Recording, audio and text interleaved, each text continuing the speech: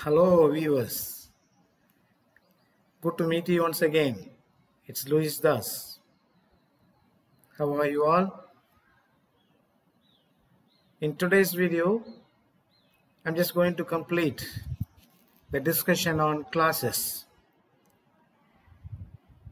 If you had watched my previous videos, there I discussed and gave examples and made you to understand what is a noun clause, what is an adjective clause, and of course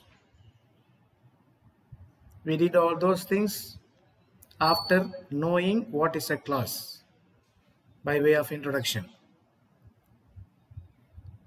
So in this video I have prepared materials and I'm going to discuss with you how to understand adverb clause and a relative clause. And as usual, after the discussion of these two classes, we will go into the methodology of attempting questions and answering them in competitive examinations. So I will let you know and understand the way that the questions should be asked in competitive examinations.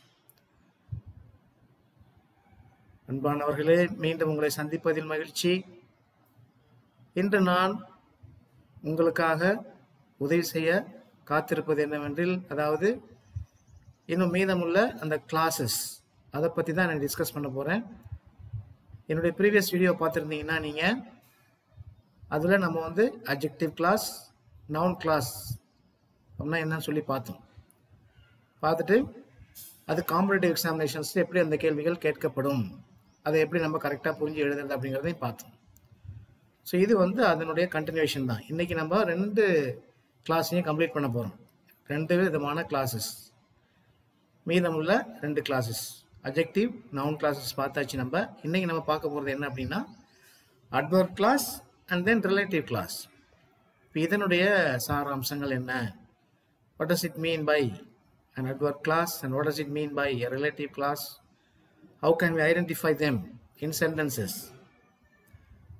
and how can we choose correctly that these underlined words or phrases or group of words are relative classes or adverb classes in competitive examinations.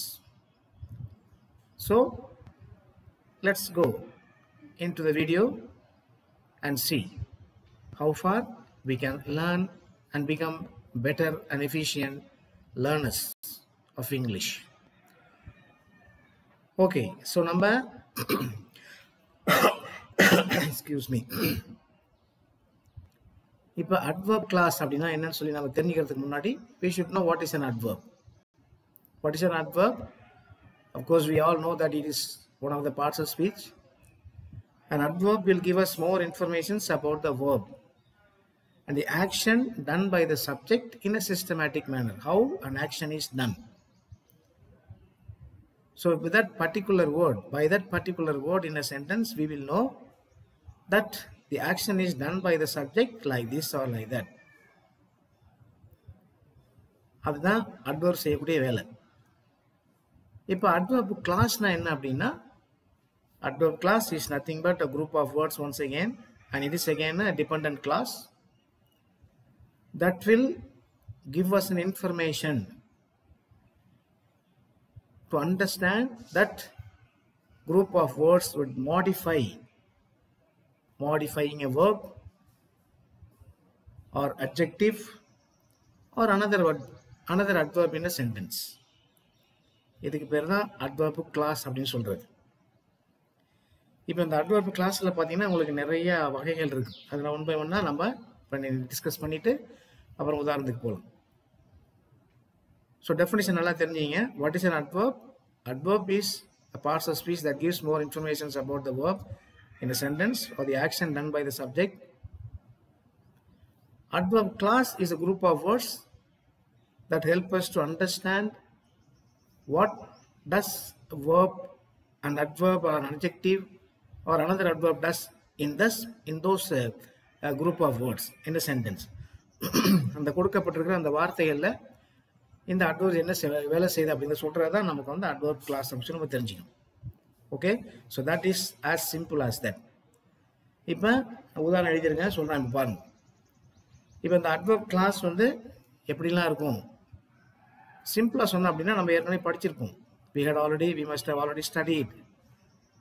There are 3 main different types of adverb classes. அதாவது என்ன சொல்லுவாங்க அப்படின்னா, time சொல்லுவாங்க, manor, அப்புறம் இன்னொன்று situation அல்லது reason சொல்லுவாங்க, காரணம், டிபிஆர் அப்படின்னு சொல்லுவாங்க. Time, reason and condition, manner. So இந்த மாதிரி நிறையா இருக்குது. கான்ட்ராஸ்ட் இருக்குது. அப்புறம் நிறைய நான் one by one I will come in a minute and discuss with you. So for the time being, just understand what is an adverb class. Adverb class is a group of words that functions as a verb, functions as an adverb or modifying. என்னத்தை modify பண்ணுது? Modifying a verb, adjective or another adverb in a sentence.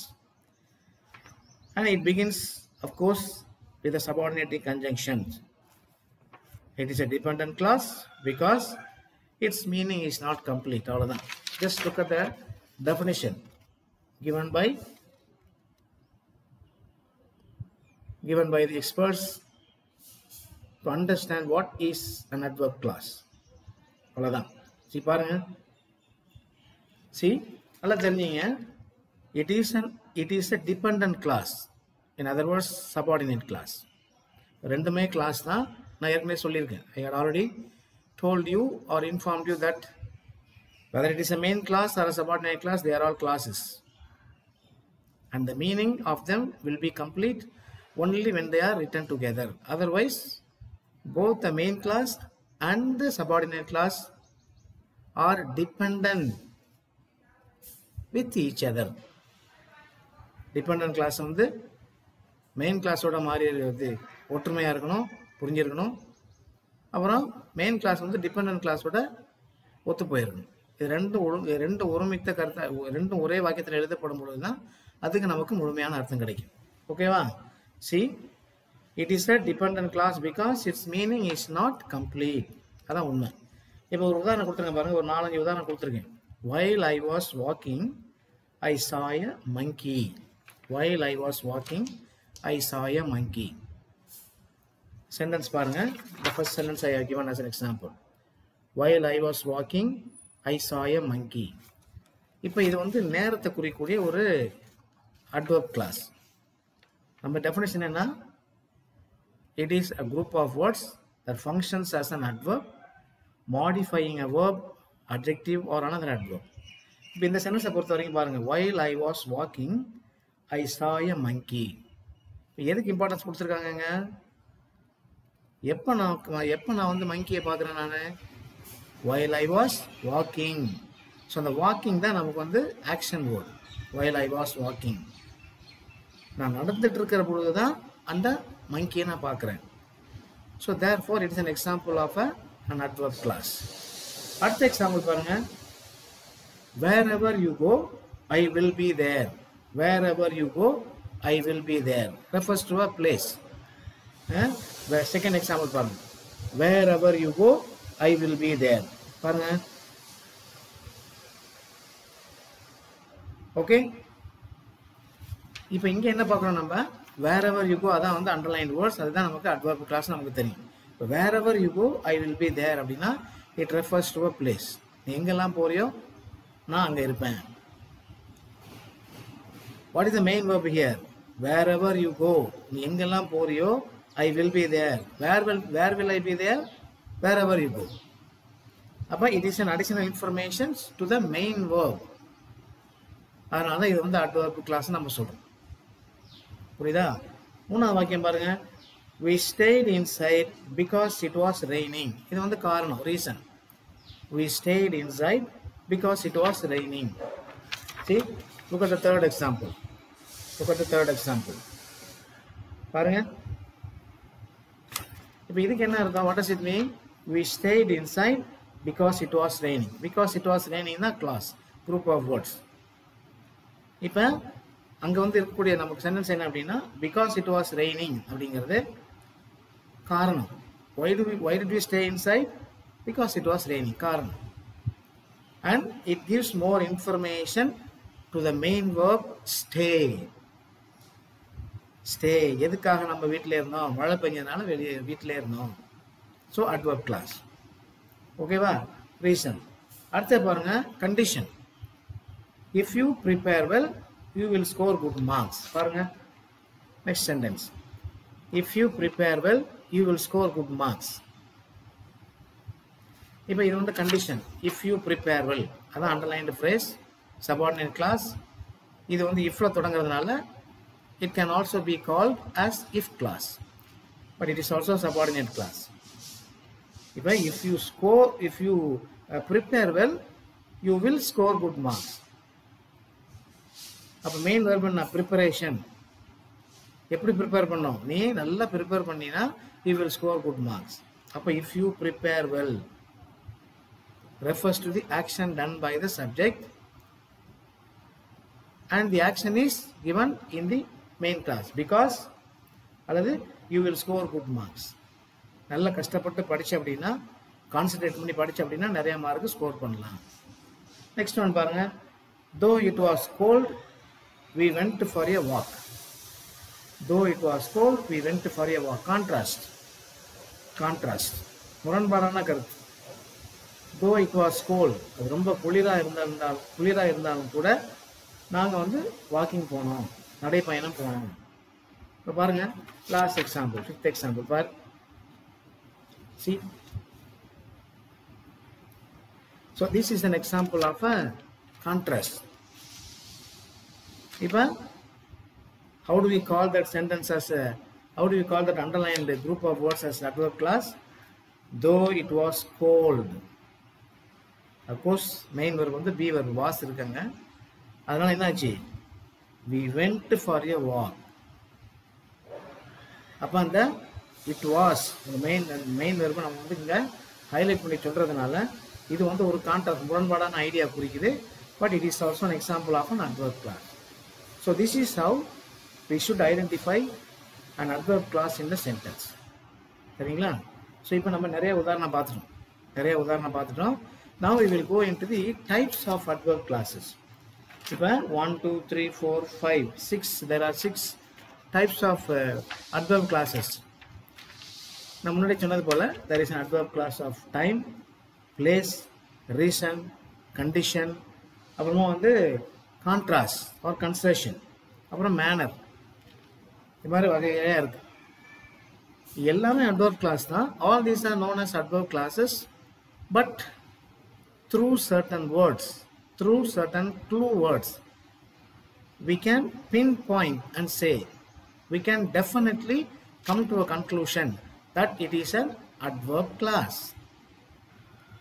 It could be an adverb clause of time or place or manner or contrast or condition. இப்படி வேணாலும் இருக்கலாம். But if we are very thorough with those clue words in particular, we will identify them wherever they are asked as questions.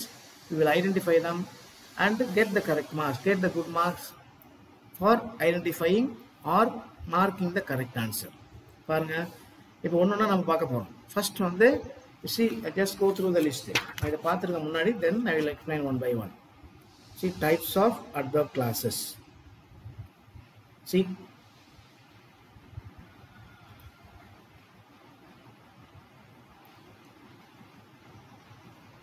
பாருங்க,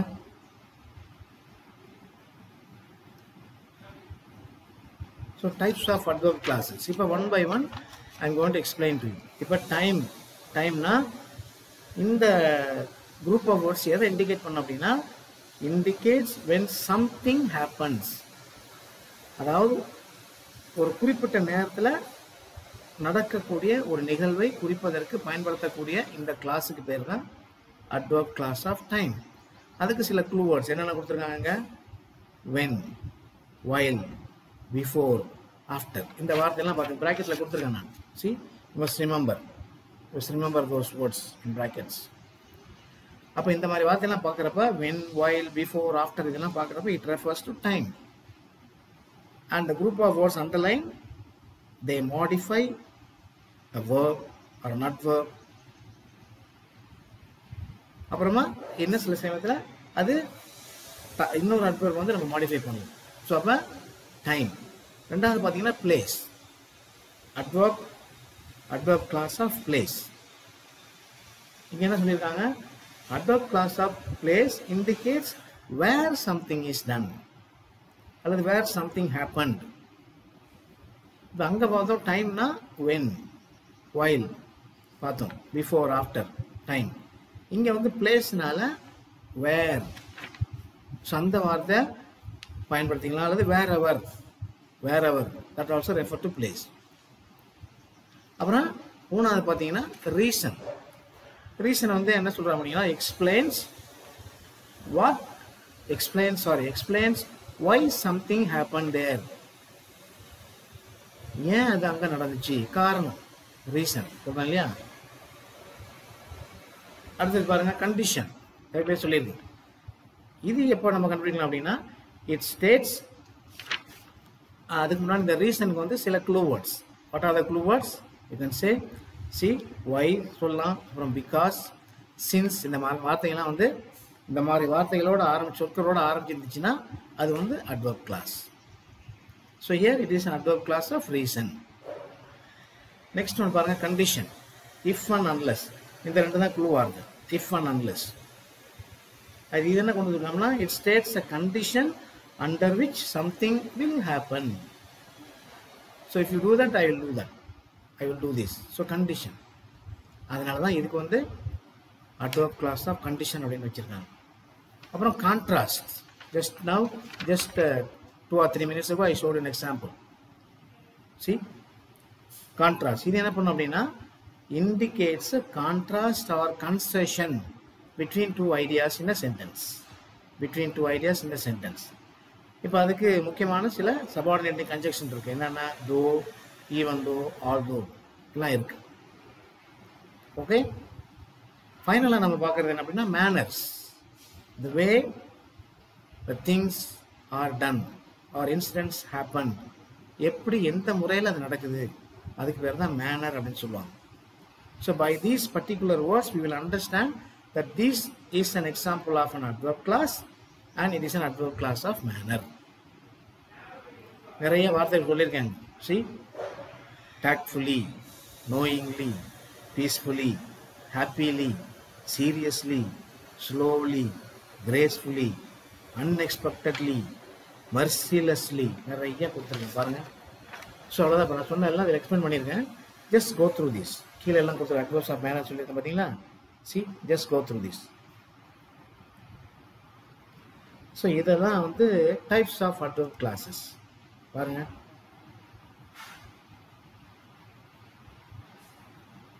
Okay.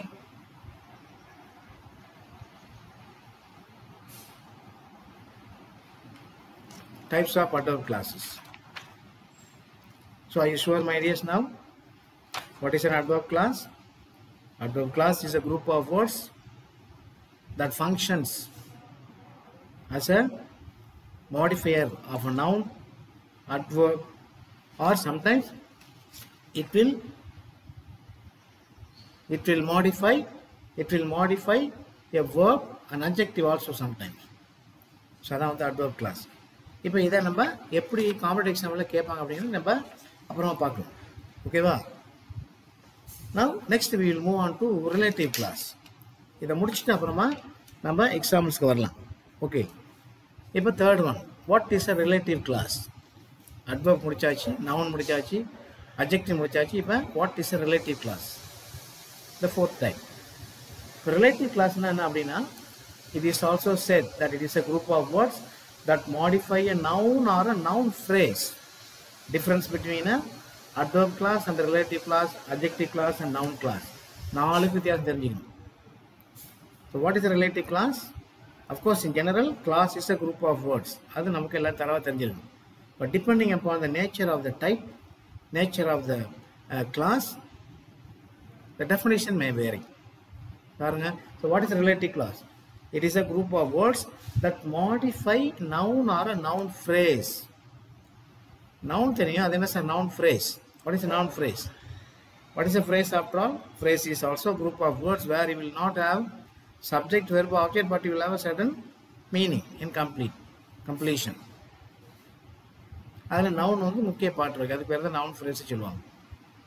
Okay, so இதில் இன்னொரு definition நமக்கு என்ன கொடுத்துருக்காங்கன்னா, and it is used as a grammatical device to understand or to indicate that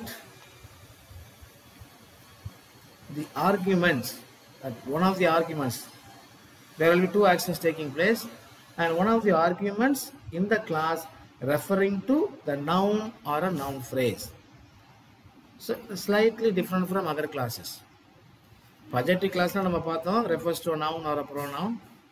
Adverb class na paathom refers to a verb, adverb or another adjective. Noun class na paathom refers to the noun. Paathom. இப்போ relative class na enna அப்படினா, it may refer to a noun or a noun phrase சொல்லி பார்த்தோம். Group of words பாருங்க. See, இப்போ உதாரணம் கொடுத்துருங்க பாருங்க. It may, அதில் ரெண்டு செயல்பாடு நடக்கும். அந்த ரெண்டு செயல்பாட்டில் என்ன சொல்லியிருக்காங்க அப்படின்னா, that one of the arguments in the class referring to the noun or a noun phrase. அதாவது செயல்பட்டு கொண்டிருக்கிற அல்லது எழுதப்பட்டிருக்கிற ரெண்டு செயல்பாடுகளில் ஏதாவது ஒன்று அந்த நவுனை குறிக்கூடியதாக இருக்கும், இல்லைன்னா நவுன் ஃப்ரேஸை குறிக்கூடியதாக இருக்கும். இதுக்கு பேர் தான் ரிலேட்டிவ் கிளாஸ். இப்போ ஒரு உதாரணம் கொடுத்துருக்காங்க பாரு. I met a man who wasn't too sure of himself. அதான் sentence. I met a man who wasn't too sure of himself. இதில் ஃப்ரேஸ் என்ன அப்படின்னா, who wasn't too sure of himself. அதுதான் அண்டர்லைன் பண்ணி வச்சிருக்கேன். I will show it to you in a minute. அதுதான் வந்து class. So what is this class? It is known as a relative class. இப்போ நம்ம டெஃபினேஷனுக்கு வரும். What is the definition I gave you? Relative class is a group of words that modify a noun or a noun phrase. இதில் பாருங்க, I met a man. I met a man. இதில் noun என்னது? man.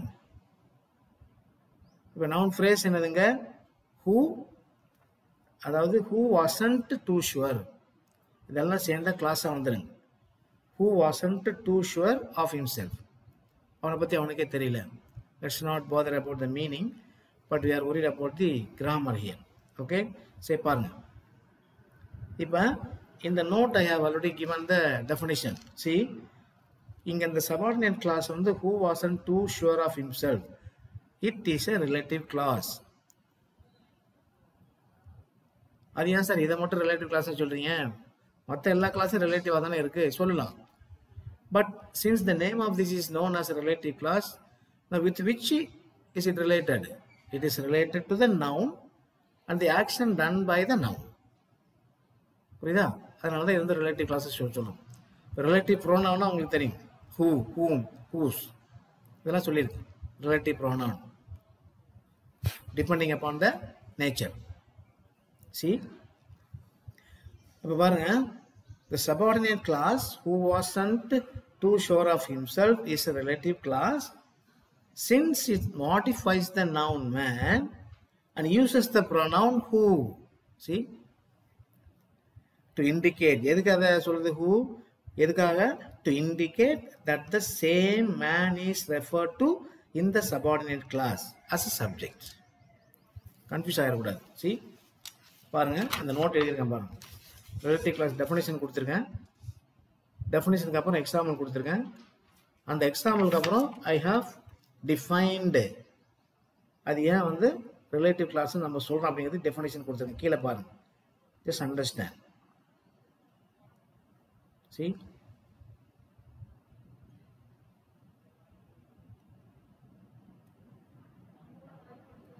okay. So I hope you understand the definition given here. பாருங்க, who wasn't too sure of himself, அதான் வந்து நமக்கு underlined phrase and it is known as a relative class. இதை ஏன் relative class சொல்றோம்? We know the noun is man there, who is a relative pronoun. So இங்க என்ன இது என்ன அப்படின்னா ஒரு ஒரு பியூட்டிஃபுல் நோஷன், ஒரு கான்செப்ட் என்ன அப்படின்னா, the subordinate class who wasn't too sure of himself is a relative class. அவர் என்ன சொன்னாங்க பார், since it modifies the noun man and uses the pronoun who to indicate that the same noun is referred to in the subordinate class and it is used as a subject. அதனால தான் இது வந்து relative class அப்படின்னு சொல்லி சொல்கிறோம். இப்போ நம்ம adjective கிளாஸில் பார்த்த மாதிரி அட்ஜெக்டிவ் கிளாஸ் நம்ம எசென்ஷியல் நான் எசென்ஷியல் சொல்லி பார்த்தோம். அதே போல் இங்கே ரிலேட்டிவ் கிளாஸில் ஒரு 2 விதமான ரிலேட்டிவ் கிளாஸ் இருக்குது. என்ன அப்படின்னா defining relative class and non-defining relative class. See, if you are very thorough in your grammar in your earlier classes, maybe 6th or 7th or 8th, or even in advanced classes, you would have studied about relative classes. அதில் பார்த்தீங்கன்னா 2 இருக்கும். என்னென்ன? defining relative class, non-defining relative class அப்படி சொல்லி 2 கொடுத்துருப்பாங்க. இப்போ இங்கே அதை 2 நம்ம பார்க்கணும். Though they are relative classes, you also should know that whether it is a defining relative class or non-defining relative class. பாருங்க, இப்போ defining relative classனா என்ன sir? See, they provide essential information that helps to identify the noun they modify. Without them, the sentence would be incomplete or ambiguous. அது இல்லாமல் அந்த சென்டென்ஸுக்கு வாக்கியத்துக்கு நமக்கு முழு அர்த்தம் கிடைக்காது. See, அது வந்து மொதல் டெஃபினிஷன். நல்லா கவனிச்சிங்க. They provide essential information that helps to identify the noun they modify. அதான் வந்து defining relative class. இப்போ பாருங்க, without them, அவங்க இல்லை அப்படின்னா the sentence would be incomplete or ambiguous.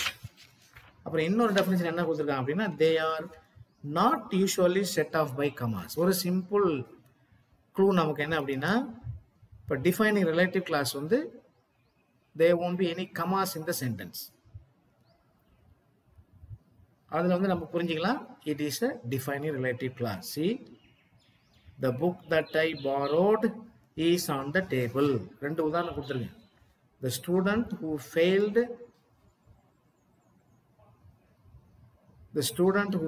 in the test cried. The students who failed in the test he cried. இன்னும் விட்டுட்டு பாருங்க. See, just go through relative class நம்ம பார்த்தோம், definition பார்த்தோம். இப்போ அதில் கீழே கொடுத்துருக்கேன் பாருங்க, என்ன கொடுத்துருக்கேன் அப்படின்னா, see, relative classes and types of relative classes. பாருங்க, இதில் defining relative class என்னன்னு சொல்லி definition எழுதி போட்டுருக்கேன் பாருங்க. Just read and understand and you can become clear in your mind. இது ஒரு definition. defining relative classனா என்ன அப்படிங்கிறது இது ஒரு definition. அப்புறம் இதனுடைய தொடர்ச்சி வந்து இங்கே பார்ப்பீங்க, இன்னொரு definition பாருங்க. See, அப்போ கமா இல்லாமல் ஒரு கிளாஸ் வந்து அனலைன் பண்ணி எழுதியிருந்தாங்க அப்படின்னா, make sure that you arrive at a correct conclusion that it is a defining relative class. அடுத்தது பாருங்க, the student who failed in the test cried. இப்போ இங்கே வந்து கமாலாம் கிடையாது, புரியுதுங்களா? not usually set off by commas. அடுத்தது நான் defining relative clause, just the opposite. பாருங்க, they provide extra non-essential information about the noun. பாருங்க, எக்ஸ்ட்ரா நான் எசென்ஷியல் அப்படின்னா என்ன அர்த்தம்? The information that it is given is not at all necessary, but still they want to insist. இப்போ அது இல்லாமல் இருந்தாலும் அந்த சென்டென்ஸுக்கு மீனிங்ஃபுல்லாக இருக்கும். சரி பாருங்க, they are actually parenthetical and can be removed. அது எடுத்துட்டாலும் நமக்கு மீனிங் கிடைக்கும் without changing the sentence's core meaning. இப்போ உதாரணம் பாருங்க, and they are usually set off by commas. இப்போ 2 உதாரணம் கொடுத்துருக்கேன் நான். The book which I borrowed, comma, is on the table. So அந்த கமா போட்டிருக்காங்க. So it is set off by commas. Defining relative clause வந்து not set off by commas. So அதை நம்ம பார்த்துக்கணும். பாருங்க, அப்புறம் my car which is white is parked in the garage.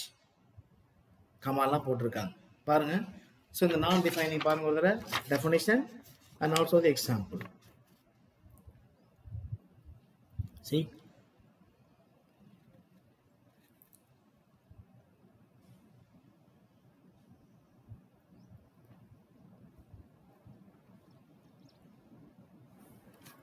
So இப்படி தான் நம்ம defining relative class non-defining relative class நம்ம கண்டுபிடிக்கணும்.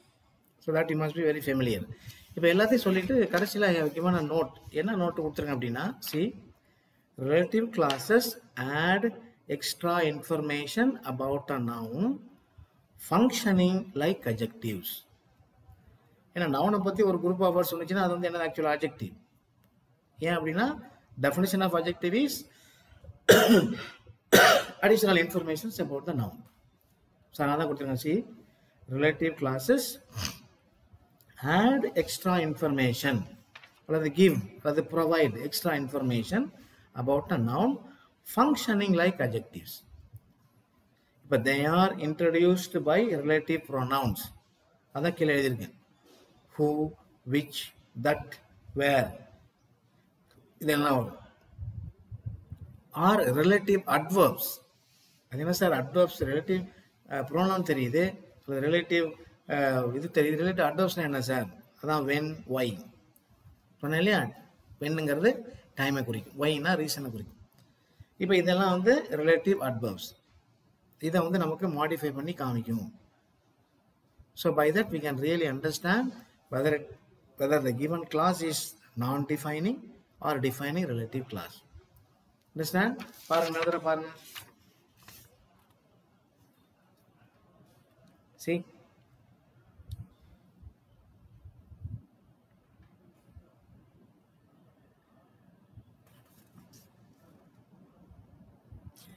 maybe I'll show you this page once again. You can just go through relative class na enna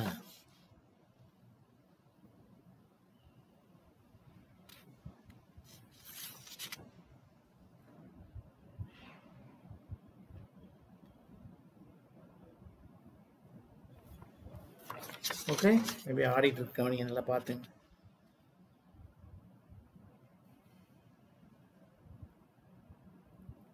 alright so அவ்வளவுதான் கண்ணுங்களா that's all we now know what is a relative class, what is an adverb class. Clear? Just to recollect, just to recall your memory, let me come back to where I began this video. We started this video defining what is a relative, what is an adverb class, அப்புறம் what is a relative class. அதுக்கு முன்னாடி adverb னா என்னன்னு சொன்னேன், adverb class னா என்னன்னு சொன்னேன். What is an adverb?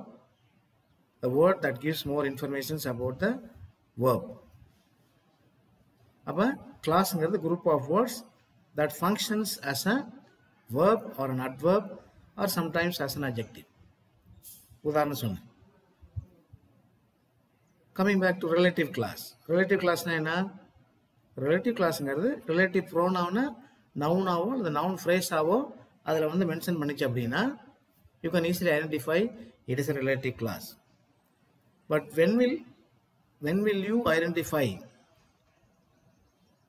whether the given class is defining or non-defining? அப்போ அதுக்கு சொன்னேன் கமா வந்துருந்துச்சுன்னா அது வந்து non-defining relative class. கமா போடாமல் எழுதினோம்னா அது defining relative class. As simple as that. Okay, well now the matter is over as far as the explanation or the definition or the understanding of the concept, like what is an adverb, what is an adverb class, or what is a relative class, noun phrase. இதெல்லாம் பற்றி தெரிஞ்சுக்கிட்டோம் நம்ம. இப்போ இந்த டெஃபினேஷனை தெரிஞ்ச நமக்கு இதில் question வந்து ட்விஸ்ட் பண்ணி கேட்கப்படும் பொழுது நம்ம எப்படி அதை புரிஞ்சுக்கிட்டு எழுத முடியும் அதுதான் நம்ம இப்போ பார்க்க போகிறோம். So this is where we would find it sometimes difficult to understand, or we may not be able to remember the definition given to the classes of various types. இப்போ அதுக்கு தான் நான் உதாரணம் ஏற்கனவே சொல்லியிருந்தேன் நான். இப்போ பாருங்கள் அதனுடைய தொடர்ச்சி தான் அங்கே இருக்குது. Choose the appropriate classes of the underlined word in a given sentence அப்படின்னு சொல்லி ஏற்கனவே நம்ம முதல்ல இதெல்லாம் பார்த்துட்டோம். இப்போ இதில் அதனுடைய கண்டினியூஷன் தான் இங்கே. பாருங்க ஏற்கனவே நம்ம 4 பார்த்துட்டோம் ஏற்கனவே. இது 5வது நேற்று காமிச்சேன் பாருங்க. இப்போ கீழே இன்னைக்குள்ள நான் கீழே ஒரு எக்ஸாம்பிள் சொல்லியிருக்கேன் பாருங்க. அதாவது 7, 8, 9 இந்த 3 எக்ஸாம்பிளையும் பாருங்க. This is an example of how the questions would be asked in the competitive examinations as far as these classes are concerned. பாருங்க. இப்போ என்ன கேட்டிருக்காங்க பாருங்க. See, a group of words that modify a noun or a noun phrase in a sentence. சொன்னா இல்லையா என்னது அது? It's a relative class. அப்போ ஈஸியாக நீங்கள் கண்டுபிடிச்சி ஆன்சர் எழுதிருங்க. பாருங்க டிக் பண்ணியிருக்கேன் பாருங்க. ஓகே, அடுத்தது பாருங்க. The bat which I bought yesterday is missing. The bat which I bought yesterday is missing. என்ன கிளாஸ் அது? Relative class. பாருங்க. The bat which I bought yesterday is missing. இப்போ என்ன கிளாஸ் அது? என்ன defining class? Defining or non-defining? It is defining relative class. இப்போ non-defining என்ன இருக்கும்? கமா இருக்காங்க. இது கமா கிடையாது. So this is an example of a comparative type of questions where you will find questions like this and you will be able to choose correctly the answer asked of you in options. இது இல்லாம just look at these examples. Just look at these examples and I will show you more examples. இதுல உங்களுக்கு ஓரளவுக்கு உங்களுக்கு ஒரு idea கிடைக்கும். பாருங்க. Okay, let me show you. So I have prepared many examples in order to show you that how you can easily identify various types of classes here. Okay, சரிங்களா? Okay, இங்க பாருங்க. இப்ப see,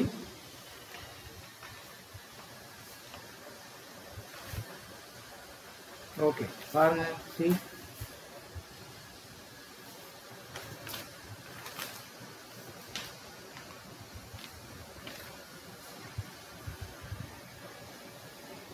இதெல்லாம் ஏற்கனவே நீங்க பார்த்ததுதான். இதெல்லாம் ஆல்ரெடி you saw this. பாருங்க, just go through this.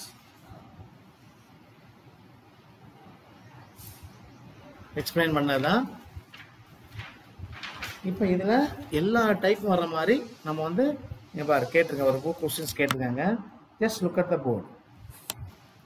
just look at the board. பாருங்கங்க. see, I have written here. Choose the appropriate class of the words underlined in the given sentence. In the given sentence. பாருங்க.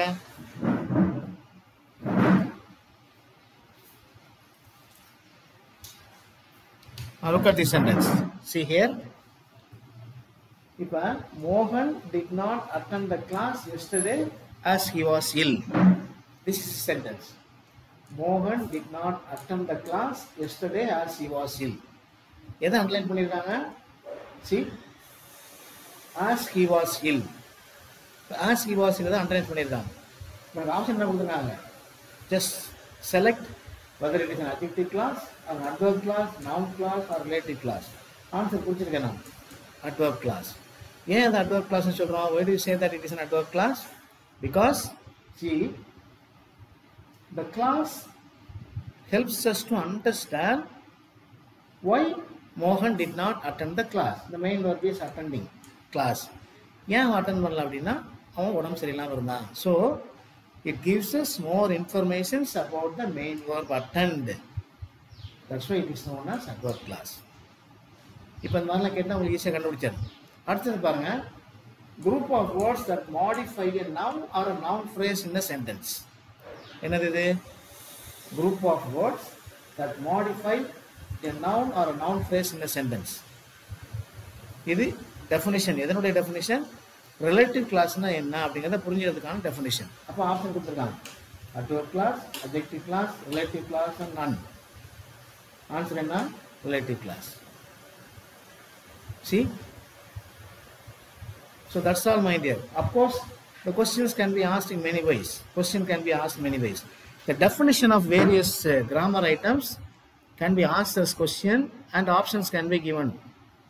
இப்போ ஒரு grammar ஐட்டனுடைய definition இருக்கு இல்லைங்களா, அதையே வந்து உங்களுக்கு ஒரு கொஸ்டினாக கேட்கலாம்.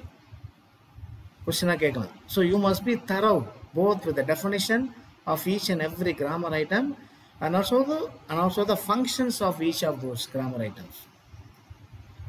இதெல்லாம் தரவா வச்சுட்டீங்கன்னா it will be easy for you to understand. Okay, so I hope you have become clearer in your mind of various classes that we discussed for the past 3 days in 3 different videos. இதை பார்த்தோன்னே உங்களுக்கு ஒரு idea கிடைச்சிருக்கும். So in my next video, what I am going to discuss with you, what I am going to show you is about 10 to 15 sentences having different classes as answers to the questions asked in the competitive examinations. அதை பார்த்தீங்கன்னா உங்களுக்கு ஒரு idea கிடைக்கும். இப்போ you can easily identify whether the underlined words are adjective classes or adverb classes or noun classes or relative classes. So all these things will be made very clear to you in your mind and you can remember forever. Okay, so with this information, with these thoughts, let me close this video for the time being, my dears. Until I see you in the next video, it's Luis Das signing you off. Wish you all the best in your preparation. Continue to prepare well and concentrate on your preparation. Thank you and God bless you, my dears.